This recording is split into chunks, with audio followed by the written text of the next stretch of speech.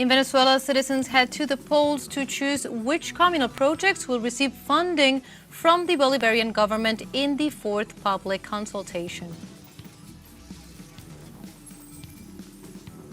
Ukrainian military forces attacked a residential building in the Russian province of Belgorod.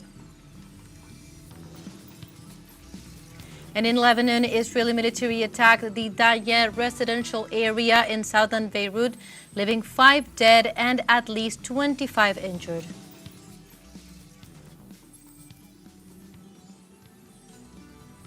Hello and welcome to From the South. My name is Belén de los Santos. I'm from the teleSUR studios in Havana, Cuba. We begin with the news.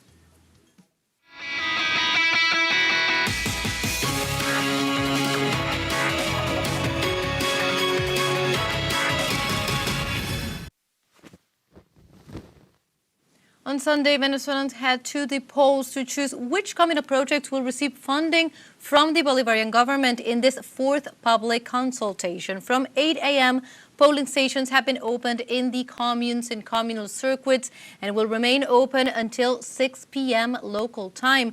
This day, like previous ones, is shaping up to be an important mobilization of popular power in neighborhoods amid urbanizations.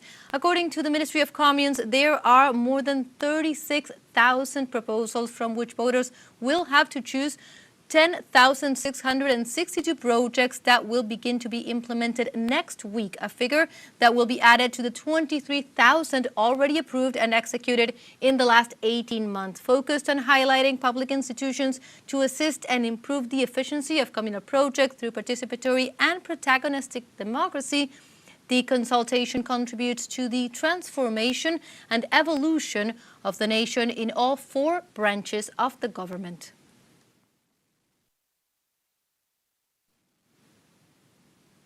And to go deeper into this topic today, we welcome in for this public consultation international analyst Arnold August. Welcome, Arnold, here to From the South. Thank you very much for having me. It's always a pleasure to have a conversation with you, Belén, and other correspondents from teleSUR. Thank you. It's our pleasure, of course, Arnold. And first, tell us, you know these experiences of popular power firsthand. Just for anyone that is listening who does not understand why these public consultations are a key element to strengthen direct democracy, how would you explain this process to them?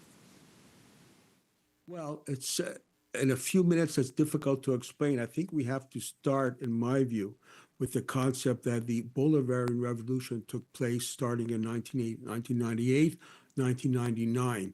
And everything that is being carried out at this time is in the context of strengthening the revolutionary political power. So you have this massive consultations going on in a very difficult situation where the United States is waging a military and cognitive war against the Venezuelan people. Now, of course, it is a form of participatory democracy, yes, but I would go even further and say that, as Chavez has mentioned very often, and later Maduro, it's participatory and also protagonist democracy. And someone who knows a lot about political power, Padrino Lopez, the head of the defense in Venezuela, mentioned yesterday that what is happening now is an example of protagonist democracy. But above all, I would like to highlight a very interesting comment made by a militant that was interviewed by teleSUR in one of the barrios in Caracas. He said regarding what is happening now, the consultation, it is, I'm quoting from, it is not just about voting, it's about sovereignty, it's about governance. And that, I think, is a very important point coming from someone who is perhaps not an expert, but from the ground, from the grassroots, very much appreciating it's about continuing the Bolivarian Revolution. And is one of the main features of it right from the beginning is that it is the people who are the ones who are in the driver's seat of the Bolivarian Revolution. And what is happening now is one more example how the Bolivarian Revolution is governing itself. The people are governing their own revolution. That is why there's so much participation today, even from people who may not agree with everything that is being done by the Bolivarian Revolution. They, according to your reports, are participating in this important activity today.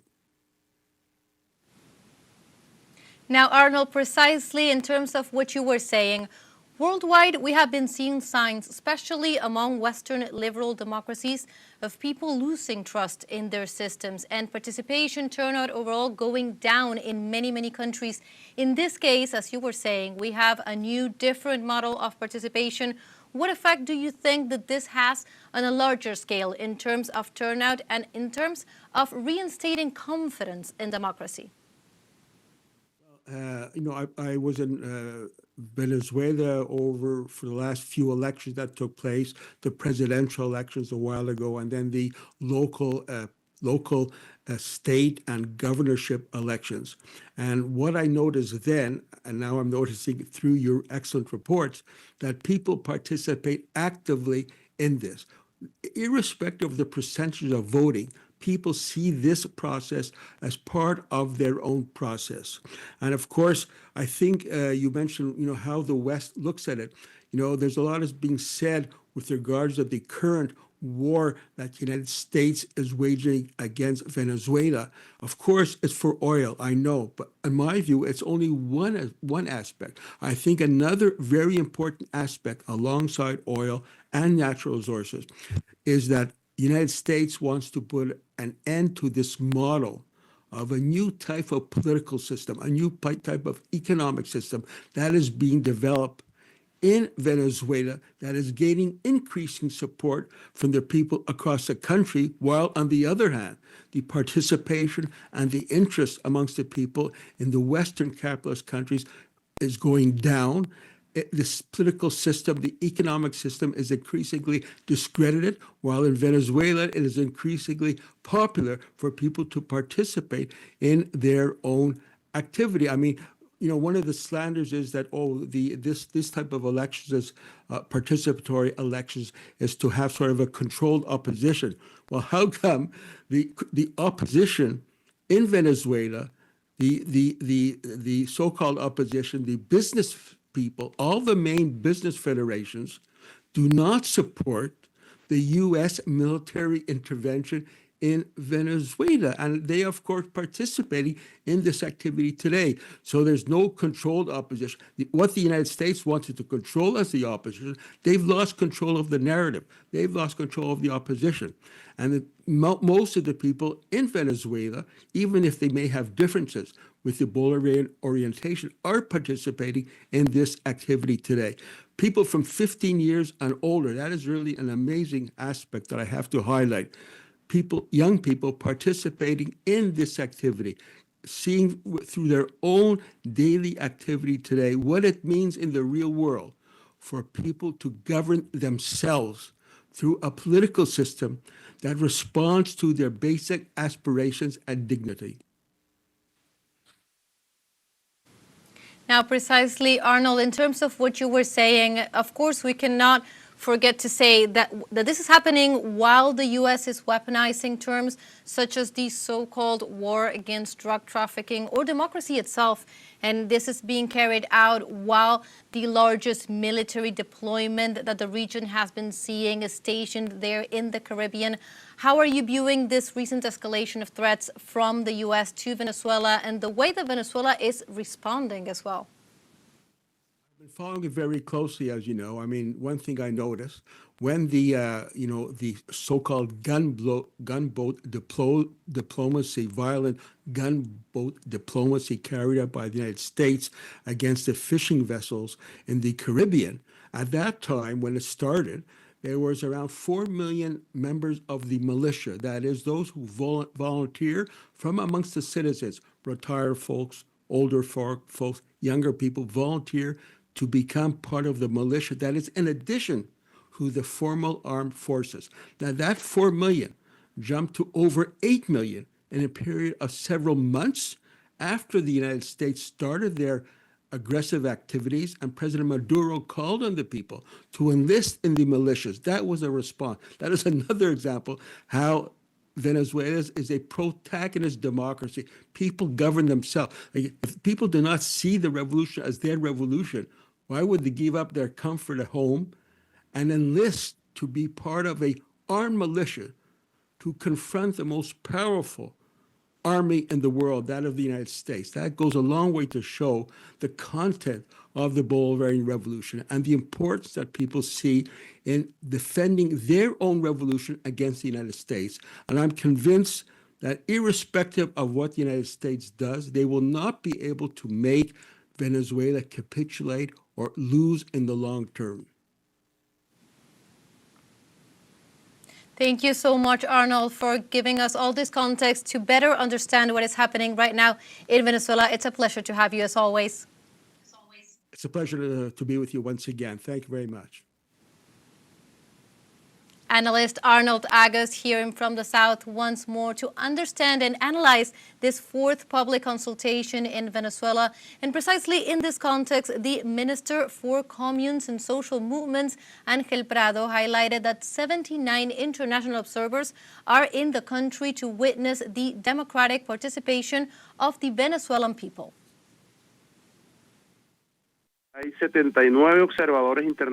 There are 79 international observers who came from Latin America, the United States and Europe, and these people will inform their countries, the world and their people about what they are seeing today at the 9,963 polling stations in the 8,630 electoral centers that are enabled to carry out this public consultation where people are going to vote. So it is a day of democracy. It is a day where we are going to have a double celebration. And in this context, Venezuelans express the importance of popular power and the turnout for the public consultation in the face of the military threats from the U.S. Today, with great joy, we the people again exercise our right to vote, to participate. As our revolutionary government establishes, our president has called us to support our communities. Today we sent a strong message faced with a military siege that we have from the U.S. government. Well, this is another demonstration that we the Venezuelans resolve our situations in peace, with votes, and with the democratic participation of the people. Today we are here in this electoral party where we are presenting 7 projects to the community so that the communities can be the participants and the ones who choose their project to solve the problems in our communities. And from here, we also send a greeting to our President, Maduro, for his successful decisions, such as empowering the people with their needs, and for the people to be the ones to execute their projects. Now we have a short break coming up, but first, remember you can join us on TikTok at teleSUR English, where you will find news in different formats, news updates, and much more. We'll be right back. Stay with us.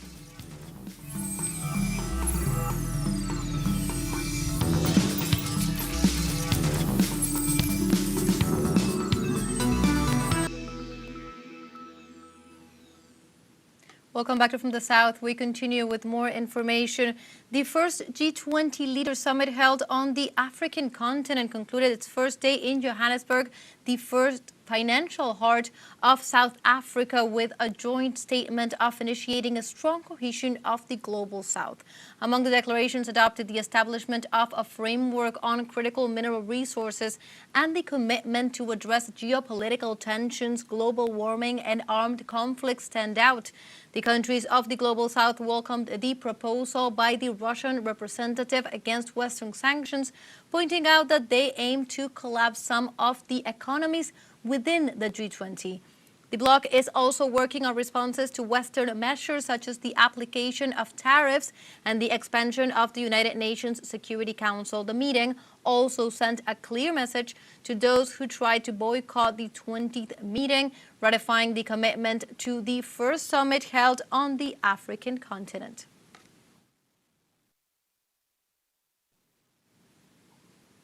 Precisely at the G20 summit in South Africa, Brazilian President Luiz Inácio Lula da Silva denounced the United States military operation in the Caribbean and assured that he will talk with President Donald Trump to avoid a war. I am concerned because South America is considered a zone of peace. We are a continent that does not have nuclear weapons, we do not have atomic bombs, we have nothing. There we like to work, to develop, and grow. I am very concerned about the military apparatus that the United States has positioned in the Caribbean. I am very concerned, and I intend to discuss this with President Trump because it is causing me concern. Brazil has responsibilities in South America. Brazil borders Venezuela, and that is no small thing, and I suppose it makes no sense to have a war now. That is to say, we will not repeat the mistake that occurred in the war between Russia and Ukraine. And from these statements of the Brazilian president, we go now to Brazil, as former President Jair Bolsonaro will be taking to custody hearing after being arrested for violating a preventative measure. The Supreme Federal Court announced that the hearing will be held this Sunday via video conference at the Superintendency of the Federal Police of Brasilia. The officials further explained that this is a mandatory process to verify the legality of the arrest. The former president was taken to jail after attempting to break, using a wielding torch, the electronic ankle monitor he had been wearing since July.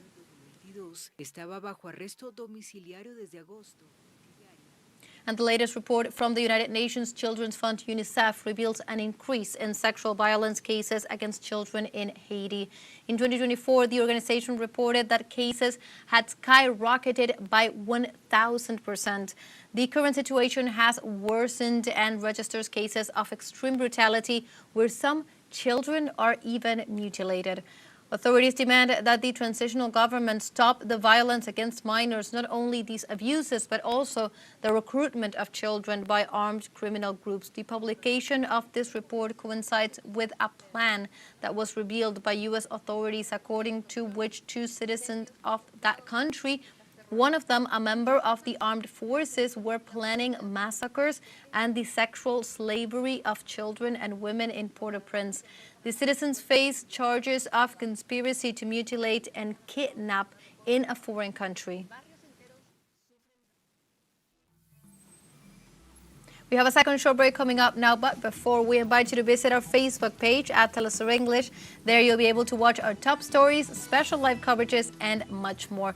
Follow our page and activate notifications to stay up to date on the world's most recent events. Final short break. Don't go away.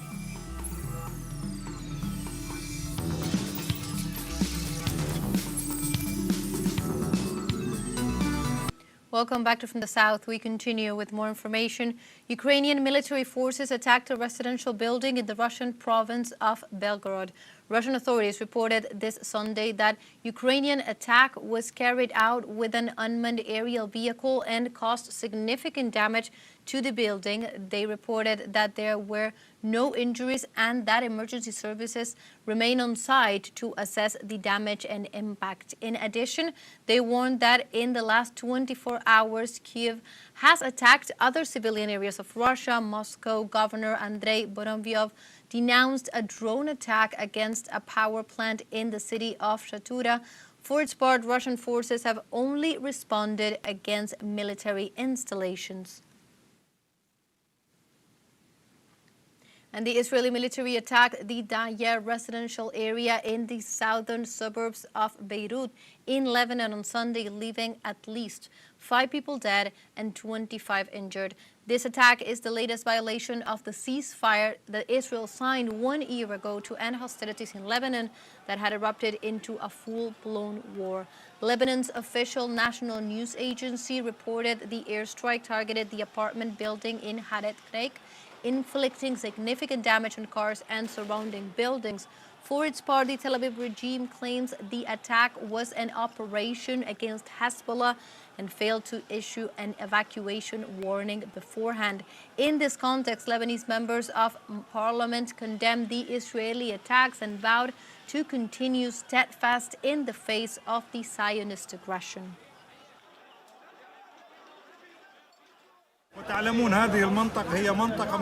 This is definitely a civilian area and void of any military presence.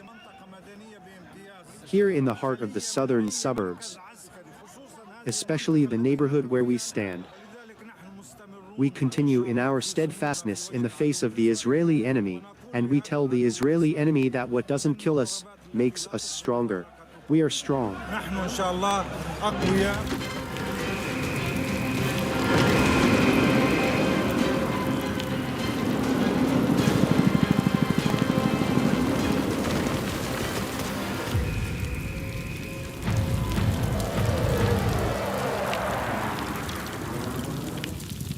We go now to Palestine, as the Israeli army has killed more than 340 Palestinians since the start of the truce on October 10th in the Gaza Strip. Palestinian authorities also reported that 875 have been wounded across the coastal enclave during the same period. The Gaza press office reported that in the last 24 hours, at least 24 people were killed and another 87 were injured following a wave of new Israeli bombings.